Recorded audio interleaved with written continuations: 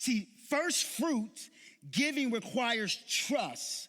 You give first before you know the full harvest. That is faith. Generosity reveals what we believe about God's character. What I love to tell Robbie all the time is say, fam, you don't give God your seconds. You don't give God your leftovers. You give God your first. He deserves you. He saved you from hell. You can at least give him your first. Why is that? Because he is provider, right? That's the question. Like, is he provider? Is he faithful? Is he sufficient? Because if I say yes to these three questions, then why am I not giving to him first? Why am I not giving my finances to him first? Why am I not giving my time to him first? Why am I not giving my wife to him first? Why am I not giving to my kids to him first? Why am I not giving my house to him first? Should I keep going?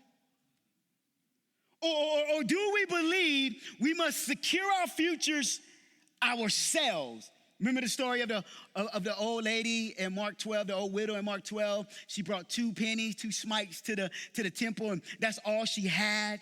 Everybody else was bringing all this fortune, and they pound their chest like, God, look at me. Look what I did. You know what I mean? Look, I cut that. Look at the check I cut, God. Look how much money I gave. That's like walk around bragging about, you know what I mean, your financial situation. You know how much money I make? Look how much I give. No. Let me tell you who God honors. Let me tell you. See, when the widow in Mark 12 put 2 small coins into the temple offering, Jesus says she gave more than anyone else. This scripture corrects your thinking every time. Because we think about the outward stuff, the money, what I can give, what I give. Why? Why does Jesus say she gave more than everything else? He says, because they all gave out of their abundance, but she, out of her poverty, put in everything she had.